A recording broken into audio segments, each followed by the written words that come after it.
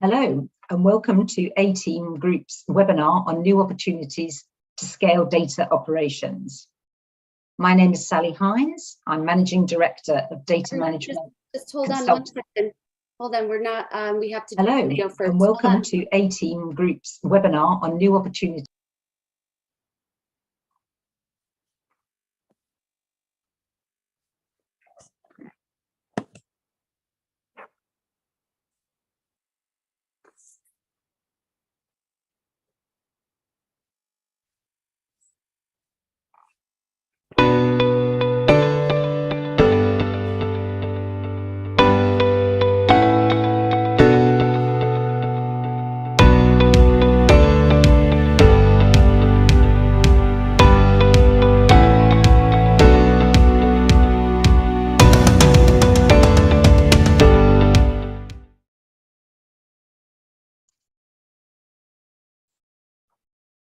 Hello, and welcome to A-Team Group's webinar on new opportunities to scale data operations. My name is Sally Hines. I'm Managing Director of Data Management Consultancy Services Limited, and I'll be moderating today's webinar. Our expert speakers today are Brian Greenberg, Senior Director, Business Engagement Lead for Enterprise Data Management at Bony Mellon, Arvind Joshi, Head of Data Governance and Analytics at Rockefeller Capital Management, and Neil Robertson, Vice President, Hosted and Managed Services Commercial Strategy for Software Solutions at S&P Global Market Intelligence.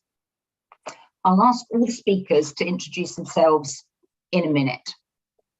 But first, some information on how you can take part in today's webinar. To the right of the video, you'll see a box for questions and polls. We'll be running 3 polls during the webinar, so please vote and help us gauge industry opinion. I'll remind you when the polls are coming up. If you'd like to ask the experts any questions, and please do, it will make it much more interesting. We'll take questions from the audience during the webinar, so please feel free to add your questions to the box under the questions tab.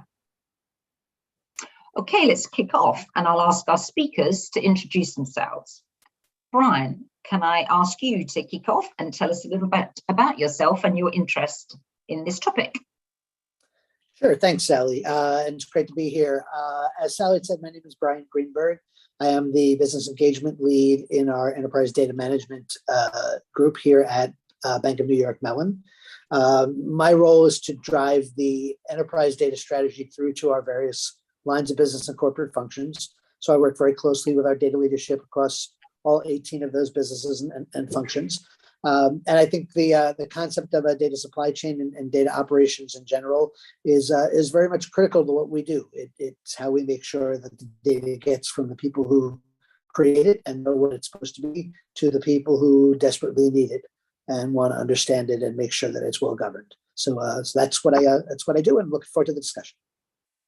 Great. Thanks very much, Brian.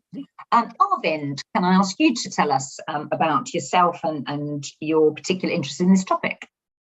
Sure, Sally. Thank you. Arvind Joshi, Head of Data Governance and Analytics at Rockefeller Capital Management. Well, very much interested in the topic. As part of data governance, data operations is the foundational fabric, which I'm interested in to implement any kind of governance and controls.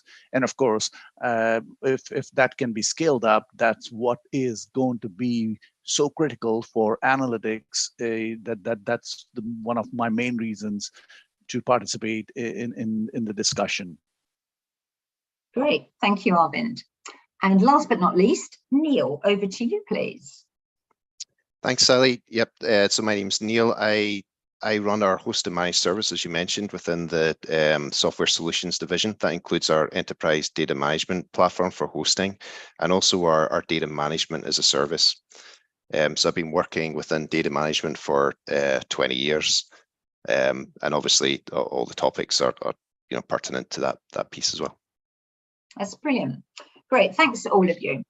So let's get started straight away with an audience poll question. Audience, you'll see a question come up. How satisfied is your organization with its data operations setup? And if you please just use your Slido app to answer that question, we'll then get the results later. But while you're answering that question, I'm going to ask first to Brian to set the scene a bit and tell us what a typical data operations setup looks like, if that's possible, at a financial institution. Sure. Well, I'll tell you what a typical data operations setup looks like here at BNY Mellon. I think of when I think of data operations, I think of it very broadly. I mentioned the term data supply chain in the past, and that's the term we use here, right? So to me, it starts with data producers and data consumers, right? There are folks within the bank that produce data. They are the authoritative source of that data, and they know it. They know what they're producing, and they know that people should be using it, and why why and when. The consumers are hungry for that data, and they want to understand where to get it. So to me, the first step in data operations is that communication between producer and consumer. Call it requirements. We call them data contracts. We try to make sure we have agreement, and we have our data leadership brokering those conversations to agree content. From there, it goes on to the various capabilities that we're all familiar with, I'm sure, things like data lineage, authoritative data sourcing, data mastering, data lake, data governance, et cetera. Making sure that that data moves through the supply chain in a way that's well governed, well organized, accurate, timely, consistent, and complete. And then, obviously, there's the consumable side, the data lake, the data hubs, the data reporting structures, et cetera, so that people can get the data out in the way they want it, and use it for, be it external or internal reporting, model training, the various things we all use our data for. And then finally, probably the more traditional definition of data operations is what I call the run the bank portion, right? Once the data is up and running and kind of flowing through that pipeline, the folks who are pricing securities, valuing portfolios, responding to data quality tickets and that sort of thing, keeping the data clean and up to date. Those folks are critical, obviously, in making sure that the data is not only flowing through the pipeline, but that the water stays clean, if you will. And with all of that working together, I think you wind up with a data operations platform that's very usable for the bank. Great. Thanks, Brian. Arvind, can I ask you to share what might be a bit different at Rockefeller Capital Management, and particularly the fact that you have responsibility for analytics? So, sure enough. Rockefeller is a cloud native company. That's how we started, and the good part is we didn't inherit any of legacy. I would say the spaghetti is bowls. So that's like a good thing to start with. And of course, from governance, compliance, or regulatory perspective and analytics, there is, well, I would say the operations is much more lean and mean in terms of that. But of course, being a private firm, the expectations are slightly different from regulatory compliance perspective. As well, I would say that we're not a bank. That's another aspect which need to be taken into consideration. Our focus is more geared towards making sure there's disaster recovery, business continuity, and also risk management. That is the biggest thing. The not just the compliance risk, but also reputational risk and aspects. So that is what we focus on, and then that goes in culminates, I would say, in analytics, where we can provide the real goodies or the real meat for our clients, and then provide those advisory service to some of the deep pocket clients, and I would say not just scale, but also tailor it to their particular needs and etc. And that's what is at least our focus. Okay, great. So not only quite specialized as required, but also to scale, as you say. Yeah, brilliant. Okay, thanks. So can we see the poll results, please? Okay, well, that's rather depressing, isn't it? Well, I look at it as more of a challenge opportunity or an opportunity. Absolutely. So, I mean, Brian, considering what you were saying about your 18 business units, what do you think about that as a result from that poll? Yeah, I think Arvind said it right. Every challenge is an opportunity, right? Look, this work is easier said than done, obviously, right? And it's easy for us to sit here and kind of talk about the ivory tower ideal. I honestly would have expected more folks in the middle, somewhat satisfied. I think the tools that we have at our disposal today, whether it's anything from cloud computing up through enterprise glossaries, and data lakes, and some of the AI stuff that's now kind of breaching into consciousness for everybody here. I think those tools make a lot of things more possible than were in the past. And it's really there for the taking, right? It's really about getting that stuff organized at the beginning and getting it through that pipeline, and having people feel that there is value in good quality data operations and good quality data governance, real business value, right? Not just hygiene or do it because it's the right thing to do. I like to say we don't have time to do it right. We only have time to do it twice, right? You want to do it the right way the first time, and ultimately it's going to save you time and money. Yeah, thank you. And Neil, were you surprised to see those results? Not really surprised, to be honest. I mean, I think the way that I look at it, I think a lot of data nowadays is being managed in different places. I think Brian's got a great example of how it should be done. But what we see at a lot of clients that we go to is that certain bits of data, for example, ESG data is being developed in the front office, for example, by analysts to support the data, right? And then as the volumes and the structure of that data grows, they struggle to cope with the extra volumes and the extra data pieces. So I think there is a frustration in the time to get that data to market, and in the quality that they get, which needs to be addressed. Interesting. Thank you. Thanks for that. Then let's go back to the questions to the panel now, then, please.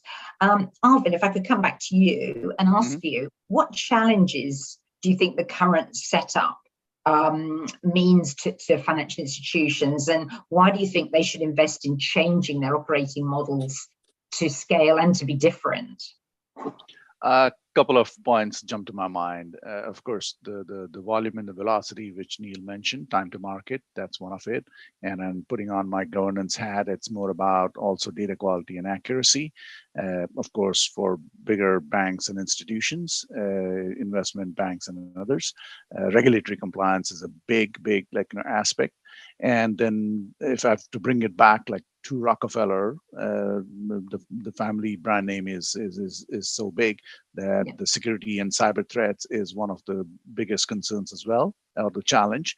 That's also the data silos. They have been there and probably will exist even if we try to harmonize and rationalize across multiple data sources, etc. And it's in the inherent nature of the business itself, I would say, as new data sources are being either put into the landscape, or if there is a merger acquisition or either of that creates that kind of opportunity. And the most challenge I say is operational efficiency. That's where it's as I said, the spaghetti bowls, and then that's where the efficiency gets down to such a low that many a times I feel, oh well, are we literally, am I pushing the data through the pipes, and it feels like that. That's really the thing. And then analytics perspective, competition and an innovation, which is an expectations of the clients or the customers that, well, I should be able to do the data monetization, if I have to put it, slice and dice, and then be able to do things, and that kind of power, providing that power into the hands of the end users, whether internal or external. That is another aspect which comes into play as a challenge or an opportunity, if I can say that. Yeah, that makes sense. Thank you. And Neil, how about from your perspective and the S&P perspective there? Yeah, I think efficiency is a really good point for Arvind. I mean, I think it goes, go back to that kind of ESG point where actually people have built the solutions within a division or a department, a business unit, and you've got people who are, specialists in that area processing the data, right, and trying to add to it and process it, and really trying to think about where that should sit and how it's managed. We see that a lot within private markets as well. So in the middle office within private markets, the analysts are, obviously they're doing the portfolio monitoring, but they're also gathering unstructured data, right, from annual, quarterly reports, cash flows to feed into the valuations. And a lot of the time, their time is taken up extracting that data and processing that data. And I think looking at those kind of efficiencies for value add is important, and I think particularly in smaller firms where maybe there's not the same investment for, centers of excellence for, processing unstructured data. I think that's another area which actually companies struggle with a bit. Yes, thanks for that, Neil. Yeah. That's very useful, particularly at the unstructured data side, which people don't always think about actually, and the data teams are really must be managing that now. Yeah, I think also, going back to private markets, the other piece that we're seeing, private markets and public markets are generally managed differently in every organization, right? But people are wanting to see that data together. So although, the entities are maybe in two different places, there has to be some kind of consolidation to be able to present things like exposures across the companies. Yeah, indeed. Okay. Yeah. Let's move on to the next question, if we may, and back to you, Arvind, which is, what best practice approaches do you think the buy side and sell side firms can take to scale data operations without? Good question. Yeah, I've been on both sides of the table. So let me, well, they're similar and different, and I'll get into that. I'll start from the buy side. That's where I sit currently. So the best practice, I would say, again, my current role is focused on governance and quality and analytics, and that's why I would start from there. Data strategy and governance, laying it out, the vision roadmap for at least 3 years is very critical. Then integration is making sure what Brian mentioned, ensuring that we know the system of records and authority to sources, and people consumption points are taking data from only authority to sources. That's another thing. Cloud adoption, private public, that's another thing for buy side, which they're a bit hesitant to go that route compared to the sell side. Data warehousing or data lakes or data hubs, which Brian also touched upon, is one of another things which need to be taken into consideration to say, okay, if you want to create a single version of truth, then that needs to get rationalized and then normalized in a data lake or a data hub. Then, of course, machine learning, or I won't go AI, but at least machine learning and analytics. That's another thing which they should be part of the best practice. And the standard things like security, cybersecurity, and threats, and etc. Integration, API integration, not just data integration. That's another side. Now the sell side, it's slightly, as I said, different. It's more about, as the name suggests, sell side. So it's more about having a clear understanding or a vision about, say, algorithmic trading or low latency data, and then making use of that. For the bigger banks, it's the focus or the best practice should include a clear-cut mandate of risk management, various kinds of risk, reputational, regulatory, compliance, and so on and so forth. Of course, regulatory and compliance reporting comes big time. That also knowing what they're supposed to report on, that should be part of the best practice. For the sell side, another big thing which need to be part of the best practice is data distribution and then providing client insights. That's one aspect. And automating trading desk, that would help. And then, of course, commonalities between the buy and the sell is, of course, the machine learning and other aspects, and also data monetization. So, as I said, there's commonality, but of course, the buy side has slight differences of variances. Absolutely. Thanks for that. And Neil, how about from your side? Because from the vendor side, I guess you're seeing things in a slightly different way. Yeah, we kind of see it on both sides because we're a vendor who provides data, but we're also, we provide software as well. So, I mean, I think within S&P Global, we take the approach of thinking of data as a product, right? So defining what the different domains are, what the governance framework is, make sure that's in place to manage change across those pieces.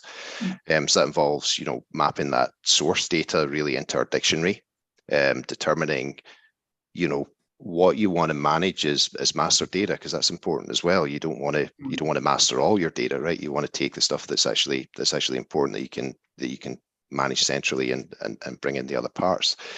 I think doing that allows you to start to really have a higher kind of understanding of your data and how it's leveraged across the firm, right? So you can track and you can get that lineage to see where it's distributed to and how it's being used, I think also at that point, kind of going back to the piece I was talking about before, once you've got a good scope of all your data items, then you can start to think about, like, is this where my competitive advantage is, right?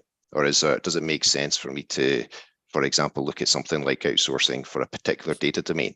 Or actually, should another team within our division be managing that, and we should be using it as, as Brian mentioned at the beginning, as a consumer of it? Yeah. So there's additional benefits, I think, from just having that, that view of your data dictionary and how the data is in the organization, right? Great, thanks for that. Thank you both. Let's take the opportunity to run another audience poll here, please. And let's hope it's slightly more optimistic than the last one. Maybe not. But the question is, what are the challenges of scaling data operations at your organization? And there's a list of kind of 5, and then the last one is no challenges, which I guess not many people have that. But on this, please tick as many boxes as you think are appropriate to your organization. And while you're doing that, please, can I come now to Brian and ask you to talk about how data operations managers can win buy-in from data management practitioners and budget holders, 2 very different sides of the tree. Yeah, isn't that's the big question, right? How do we talk about monetization, but how do we prove we're adding value, right?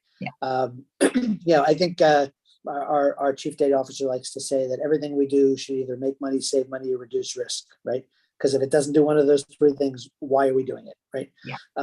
I think a lot of the things we're talking about so far kind of touch on exactly this, right? When I first arrived here at BNY Mellon, we had the conversations around authoritative sources and around data providers. And I was actually very surprised at how willing people who own data or who produce data are to share it, right? I remember if I go back to the late 90s, early 2000s, when everything was data warehousing and data aggregating, and it was all about getting all the data into the warehouse, all the data into the lake, whatever we wanted to call it at the time, right? Now it's more about getting the right data into the warehouse or the lake and being able to identify it as the right data, right? So, let's give those producers the mountain to stand on and the megaphone to shout through. Say, this is the right data, right? If you do that, then the consumers immediately see the value in it, right? They immediately see the value in using the mastered central data, right? I think everyone's been chasing the central list of clients or the central list of accounts forever, right? As opposed to some of the more, the stuff on the spokes, right? Some of the modeling that you'll do, or the profiling that you're going to do for your particular business, right? So to be able to say, look, I'm going to use a central source of customer data, a central source of product data. I'm going to get all my currency codes and country codes and reference data from the same place, right? There's inherent value there, right?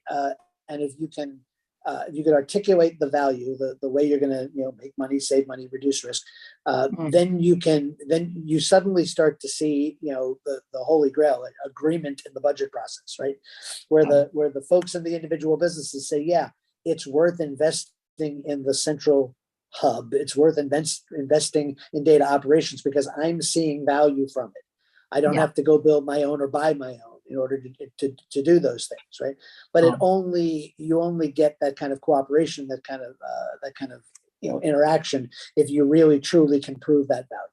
So I think Yeah. that's the key is producers talking to consumers, and then the folks who kind of watching from the sideline, watching the ball go back and forth, understanding why it's doing what it's doing and what the value is, what the value add is. Yeah, perfect. Thanks, Brian. And Neil, Sure. looking at it more from that, you obviously are talking to your clients and you see them, I presume, having these sort of challenges. Are you asked to help them to prove that, get that buy-in, and what kind of insights can you share there?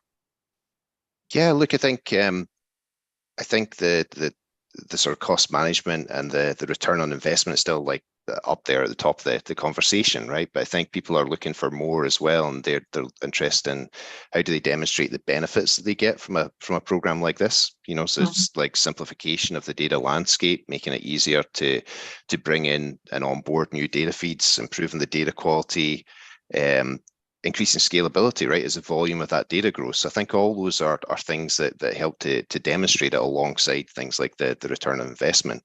We found with some of our customers, for example, the private markets, they're looking at demonstrating some of the agility in the way that they respond to investor queries is quicker, right? If they've got a central data source that they can respond to, they can furnish those requests better, and they can really have better control and better reporting of the data that they have. And I think that not immediately demonstrable, I suppose, as part of that initial process, but those are the kind of benefits which I think people are using to sell that kind of investment.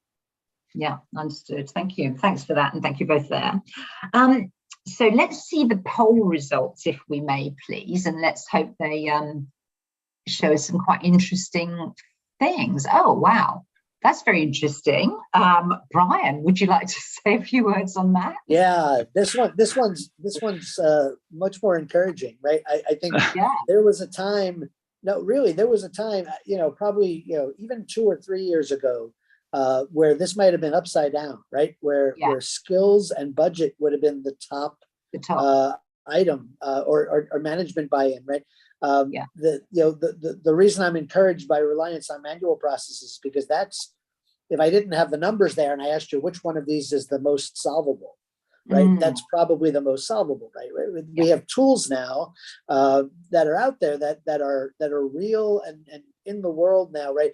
I remember the days, again, going back to past lives here, where we'd get everything into a data warehouse, and then we'd have to figure out, what's the client record, what's the address, how do I parse the risk domicile, or the NAICS code, or whatever it is.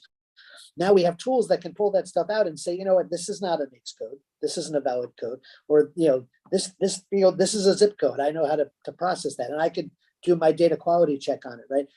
We can model, we can predictively analyze, or even after the fact, analyze the data that's coming out, and identify data quality, and autocorrect those kinds of things. So some of the work that people used to do around data quality can be automated, very easily now. Also, a lot of the reconciliations we used to do, right?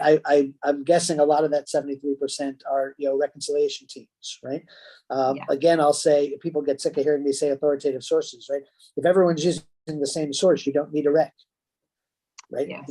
If I got 2 sources of data and I'm trying to keep them both in sync, why don't I pick one as the right source, get everyone using it, and then if it's wrong, fix it, right? And if you, again, that's some upfront investment, but if you spend that time, then your manual processes start to drop, because now it's a matter of using the data, not finding the data and reconciling the data. So I'm encouraged by this. Okay, thanks. And Arvind, just I'd be interested in your input on that, because you were saying that you're sort of cloud-based everything. So I'm guessing you're going to have less of a thought about manual processes, but is that right? Somewhat true, but still, that's what I mentioned. Operational efficiency is still a challenge for us, and that's what we are addressing. And then many others on the street probably are experiencing the same thing. Cloud native does not altogether take care of everything. There's still some challenges or opportunities for improving or automating the manual stuff. And then, Yeah. yeah, it may not be as high because of the cloud native environment, but it's still, but as Brian said, aptly, like, and then 100% agree, that is that problem is solvable. And then that, like, with tools, technologies, definitely that those data pipes can be automated. Okay, that's great. Thank you very much. I found those results actually very interesting. And thank you all for voting. And can we now just have the final poll then, which is another interesting one. So which type of data does your organization see the most value in outsourcing data operations? So again, there's a number of choices, and you can tick as many boxes of those as you wish. So while you're doing that, I'll move across and ask another question. And this time, Neil, if I could ask you, what type of data operations services would you suggest as being well suited to scaling on an outsourced basis? I'm guessing you're not going to say none. Look, I think it depends on the type, and I think going back to that manual processes, I think a lot of the data flow has been automated for some sort of structured data, right? And it's exception driven. I think when we look at it, it's really looking at what processes occupy the most time and maybe provide little or no differentiation, right? As against our competitors. And we see clients really coming to us and they're speaking to us about, outsourcing for ESG. ESG is big in Europe. I think almost every RFP is coming in and looking for data hubs to help process that, to help match it, to help distribute it out, right? I think from a private asset data, again, because of the unstructured nature of that data, people want help to be able to do that. And I think the automation that can be implemented there with the cloud technologies really helps as part of that process as well. And then the final one, which I think is maybe a bit of a change recently, is people starting to look at security reference data and pricing data. So what could actually be managed in a standard way? Everyone thinks they're really different, but they're not all different, right? So you have to have that flexibility to be able to customize it for people, but actually there's some real benefits, I think, from being able to look at, using regional bases to help geographically, right? To cleanse exceptions as and when they happen, right? Absolutely. Yeah, that's really insightful. Thank you. Yeah. And Arvind, what's your thoughts on that? What sort of things do you find work particularly well for outsourcing? Some of the things Neil said, I was going to touch upon that, but that's good. That I agree, and like, there are a few other, I would say, data operation services which I think are more well suited to scaling and outsourcing, and also leveraging round the clock kind of operations or utilizing that is also there. Data management and storage is one thing which I believe, if that can be outsourced, it's much more cost efficient than data integration, both ETL, extract, transform, load, or ELT, extract, load, and then transform when you're delivering the data, depending on data lake, data warehouse kind of thing. That's another thing.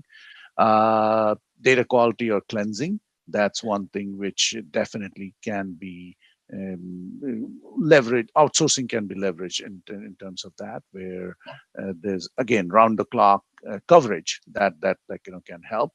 Then, of course, market data feeds, which Neil mentioned, and some things I kind of am averse to, especially data security or any of the compliance things, which I don't think so should be all that. Like, I'm not all for outsourcing. Data monetization also, I'm not all that for outsourcing. OpenAI and other things, which I still feel we are not mature enough industry wise, and in that, again, still hesitant to think about outsourcing. Data center operations, yes, many of the firms have done that and are doing that. That's one thing. But overall, what Neil mentioned, the only thing I would say is, when considering outsourcing data operation services, there is a very careful evaluation needs to happen in terms of not just the vendor capabilities, expertise, but also some regulatory compliance restrictions or requirements, and then also the sensitivity of the data itself or the operation itself, in not just in terms of regulatory or compliance thing, but even the sensitivity of internal stakeholders and how you manage that. That's how I would put it. Yeah, absolutely. Thank you for that. Can we see those poll results now, please? And let's see whether the audience, oh, and look at that. They did actually think ESG data is very important. Okay, great. So Neil, do you want to have a follow on that? As that was one you particularly highlighted. Yeah, look, it doesn't surprise me, like I say, that a lot of kind of RFPs that are coming in are based on that. And it's because, there's like 140 vendors of ESG data they've got to match and combine that data sets together. And it's got that added kind of complexity of having to roll it up from the instrument to the issuer, right? And to fill gaps that way. So it is complicated. And I think it's also very difficult to get people who know the business.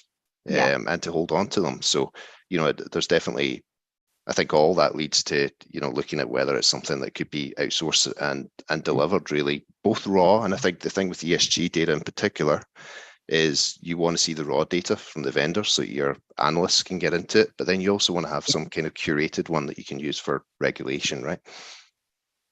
Understood. Great. Well, and I see also on the poll results that they agreed with you equally on the pricing data and securities data. So that's very interesting. Very okay, great. So that's the end of the polls now, and I'm next going to just ask Brian, please, to move us to the back into the world of complete practicality, which is what practical steps would you say can be taken to implement a data operations strategy, assuming one has, of course, defined one. Yeah, well, that would be the first practical step, is to have the strategy and agree.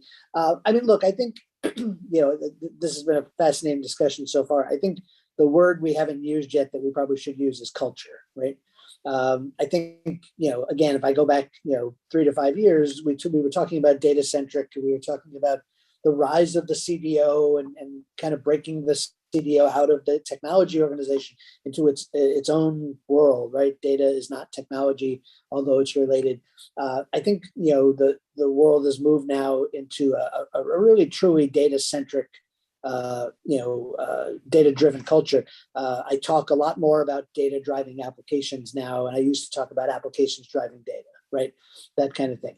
So, getting the organization to think data first, to me, is probably the biggest thing. The biggest thing you could do in terms of implementing any kind of data supply chain or data operations strategy, right? It's what gets you executive sponsorship. It's what keeps your business talking to your technology, talking to your data teams, right? It's what keeps the value chain alive, or the value proposition clear, right? As I said, there was a day where everybody went and bought their own data because they either didn't have time to use the central source, or they were so special and unique that their business couldn't use the central source. I think those days are going away. At least from where I'm sitting, that's the perspective I see. So now it becomes, is it ready? Is it robust? Is it fit for my purpose? And what can I do to help make it so, right? And so you get more of a hub and spoke model, and you get more people willing to participate. But if you're still driving your business on the newest architecture tool you built, or the newest application you're running, or the manual processes that you've got running at the end of the spokes, so to speak, you're going to miss this train, right? It's going to get difficult. So that to me is the key thing, right? Have a data centric culture, permeated through the executive ranks, and help drive it from there. Great, thanks. That's very insightful. Okay, and just a question which I'm really wanted to ask here, and starting with you, Neil. So the role of cloud innovation in transforming data operations, what sort of changes do you see happening there? So I think within cloud, there's been so much change probably over the last 8 years. When we first started our managed service, we hosted it in the cloud 8 years ago.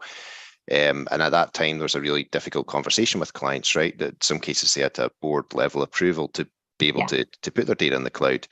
A lot of mistrust. A lot of mistrust. It's the opposite now, right? You have to have board level approval if you implement something that isn't in the cloud for most of the clients that we speak to. So I think that's a huge change in the way that people view this. I think with the cloud, what it's done is it's opened up so many new places to get the data from. You know, you've got AWS who have a marketplace. S&P's got their own marketplace. You've got technologies like Snowflake and APIs that you can link to, and it's much easier to connect to new sources and targets of data. I mean, as we discussed earlier, it's also maybe easier to bypass your governance, right? And end up with kind of fragmented sets of data at different parts of the organization, right? So you have to be careful about it. It's a benefit and a negative there. Absolutely, absolutely. And thanks for that, Neil, because that segues quite neatly into me asking that same question to Arvind, and particularly that data governance question, because I think that there are some changes that one needs to make when cloud.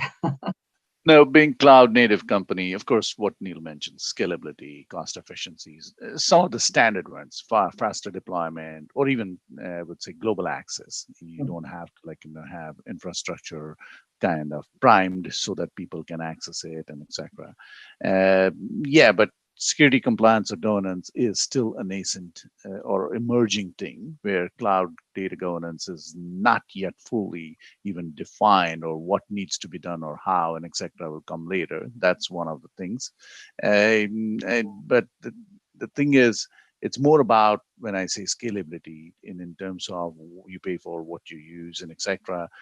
Up and down elasticity in terms of resources as the volume grows and the workloads grow up and down, that helps. It's not a static kind of environment, which is very, very helpful. And then it also means collaboration across the global footprint, like S&P or BNY. It definitely would matter and help. But yes, Neil mentioned, I touched upon data governance, security is still a concern, at least from my viewpoint, which is emerging or maturing. It will happen, but there are certain pitfalls which the firms need to be very well aware if they're going to go full scale into the cloud, taking services, data operation services into the cloud. Yeah, thank you. And I think, I can't remember who said it, but possibly it was Neil, when we said, cloud isn't a panacea. It's like everything with all these new technologies, they have their benefits and their challenges. Okay, thanks for that. Now, the audience, we want you all to come in, please. And I'd like to see now some of the audience questions that have been posed. And then let's get some of those coming through.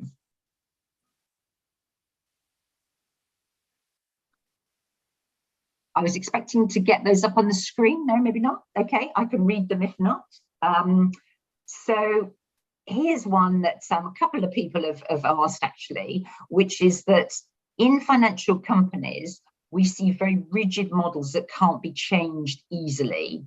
How can that be? What are the not do's when transitioning data processes? And Brian, I think that's one that's kind of really good for you, if I may ask you. I think it's a really good question. I think there are times where the rigid data model is what's desired, and there are times where it's constricting, right? So, if I'm pulling together, say, security data, right? Or maybe that's not as good an example, maybe product data, right? If I can define my product proper, in a strict way, and I can ensure that every product has, these, 15 attributes or whatever it is, right?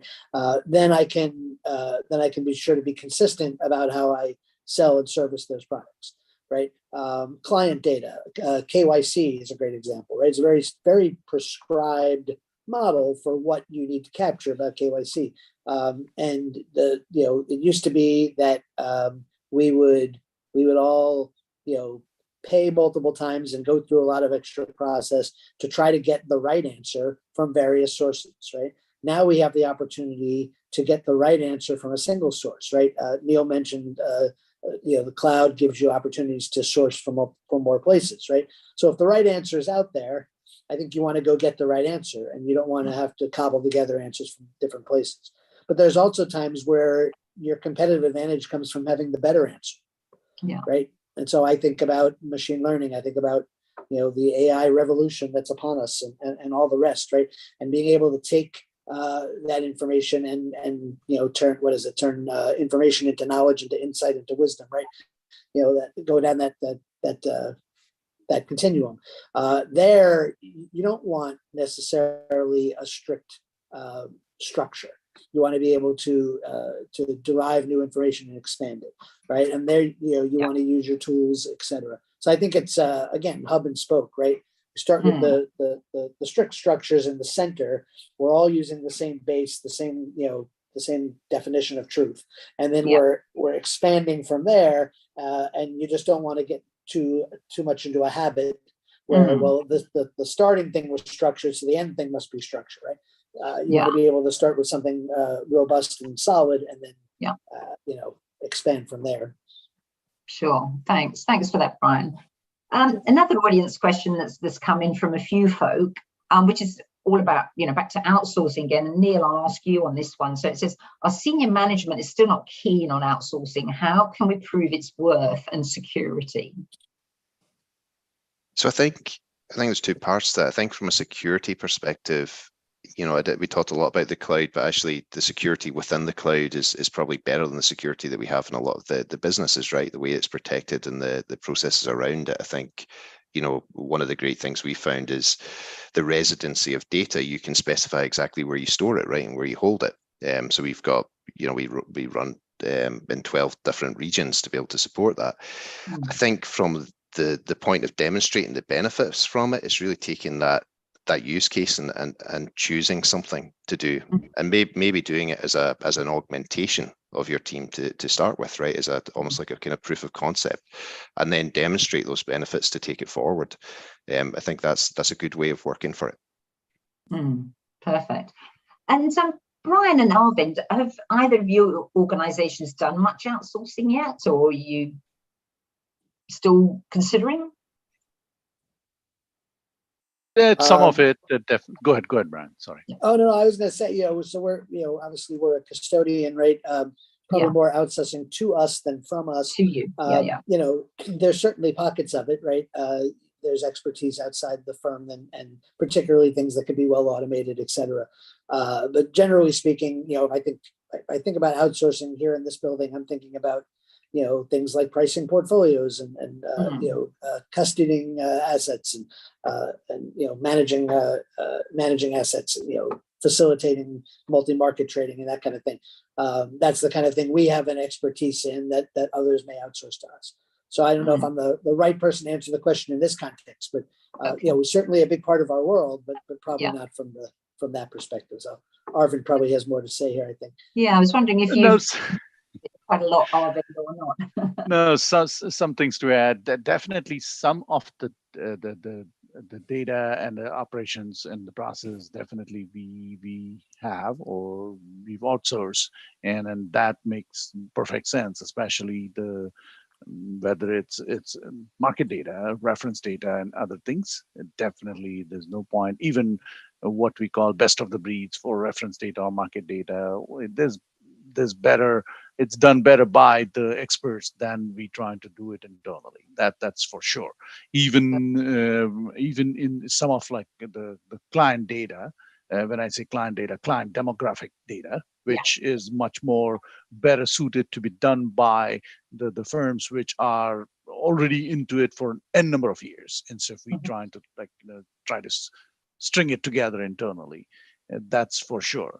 But some other things I would say which are more organic, which I call master data, which is much more suited for having that internal and not outsourcing. It comes to any kind of product hierarchies, product codes, and other things, and as well as any of the slice and dice which is needed internally to support the clients. That is one thing which I would say not a good reference candidate or candidate for outsourcing. Yeah, competitive advantage, right? Yeah. Thanks for that, Arvind. So I'll ask one last audience question, and then we'll move to to ask the panel to kind of wrap up and give some best guidance. So one of the questions, I think from a few folk actually, was what sort of skills are really important these days in data operations? So Neil, what would you say on that one? That's a good question, isn't it? I think it covers a lot of areas, right? I think it's understanding the data, understanding the usage of that data and where it follows through to. I think, when we put in our data governance roles, those are the people that own the data, and they really are responsible for, when it goes back to that point we had before about should an attribute be added or not, right, to your master data, or should it just be something that's consumed downstream? So really kind of deep knowledge of the data domain is important. And then I think understanding, how things link together, right, and what's the best pattern to follow for that is important.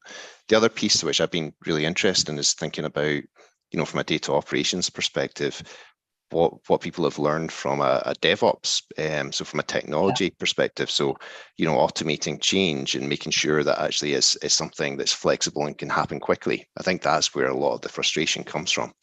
So I think people with that kind of knowledge is also another area actually where I think it will keep growing over the next year or two to kind of align a little bit with that DevOps process. Yeah, that makes a lot of sense. Yeah. Now, can I ask the three of you, please, to share with us now your kind of top 3 guidance points, let's say, for practitioners who are needing to scale data operations. So, Brian, what would you say to them if you had 3 kind of nuggets to give people? What would they be? Okay, not 2, not 4, right? Exactly 2. No, just Exactly 3. I'll give you 3. Okay, so let's see. I would say, I think first, as I've said a couple times here, I'd focus on the supply chain, right? You have, I promise you, there are data producers in your organization that want to share. They would love it if everybody used their data, and they just need to get that word out. And there's consumers who are frustrated with finding data, right? So that's the 2 endpoints of a supply chain that you can draw, and you can draw out, right? So I would say focus on the whole supply chain. Don't think of operations as kind of that thing that happens after the fact. I would think of it as the end. I would, I guess, 2, I'll put in a commercial for data governance. Arvin and I are going to say the same thing there, right? But we've moved from a world of getting, as much data as possible, or getting all the data, to getting the right data, right? Accurate, complete, timely, and consistent data, right? Do I know when I go to talk to my regulator, they're not asking so much, is your data right? They're asking, do you have control of it? Do you understand how you got it? Do you know where it came from? Can you prove that? Right. So I think, governance is a business value add now, and I think can be put forth as such. And then let's see, 3. I think I would say maybe I'm cheating a little bit here, right? But I'd say the time has come to play offense and not just defense, right? Yeah. You don't data operations and data governance is not just about staying out of jail, keeping the regulators at bay, keeping the auditors happy, et cetera. Again, I'll mention tools and I'll drop the AI term and the machine learning term. There's so much we can do now if we have high quality, well-structured, not structured versus unstructured, but well-organized, well-governed data. There's so much that we can do, and there's real value to be added, both for the organization as well as for customers. I think I would encourage people to use those tools to go beyond just the checking all the boxes, and really think about how to innovate. That's brilliant. Thanks so much, Brian. Arvind, your 3 thoughts of June. Well, some as Brian said, we're of course going to overlap and agree on certain things. The 3 things which jump to my mind is develop a comprehensive data strategy. When I say that, data strategy is some of the things which Brian touched upon. Knowing your key data sources, internal, external, like categorizing them and then tagging them and making sure that there's proper policies, governance, and etc. Then that sets the standards outright, like to be able to then make sure that the maturity is achieved. Then it helps analytics in the longer run. The second one would be invest in data infrastructure and modern technologies, some which Brian and Neil both mentioned, whether it's machine learning or AI, but also cloud adoption and data lake or data hub kind of infrastructure. And integration layers have evolved a lot, so they're utilizing that, and then in that, advanced analytics would also play a role in that, because that has like also matured significantly over the last 5 years. And again, not putting on again my data governance and compliance hat, it's to say yes.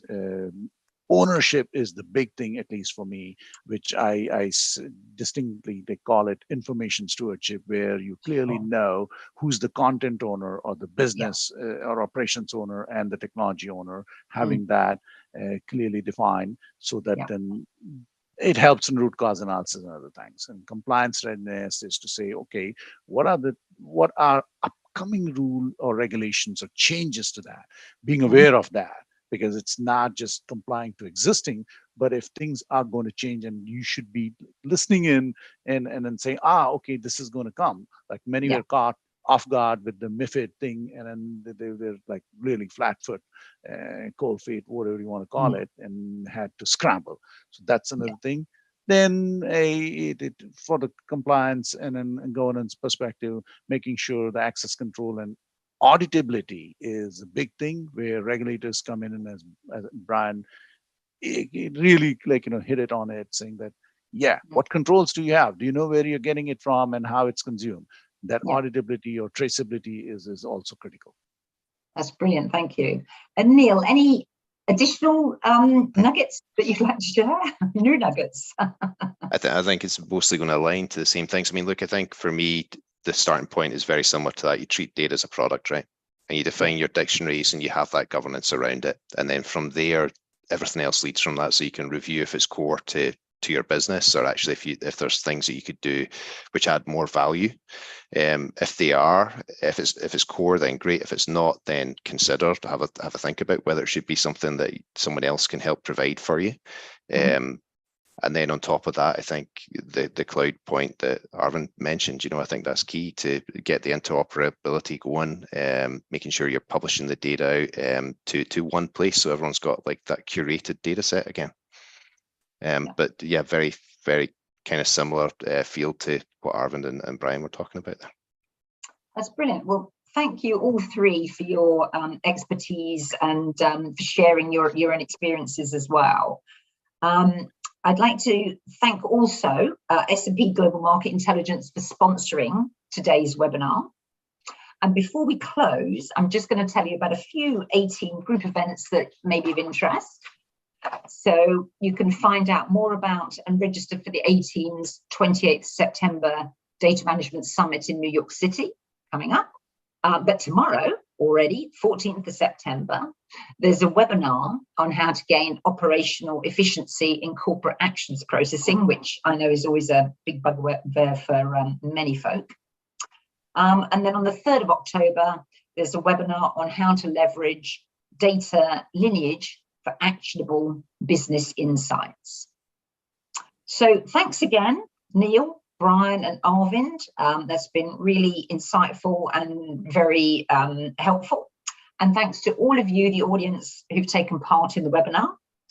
Can I please ask everyone to complete their feedback forms, because it really helps to hear the views and to help improve these webinars and other products. So many, many thanks for participating today, and thank you. Goodbye. Thanks, Sally. Thank you, Sally.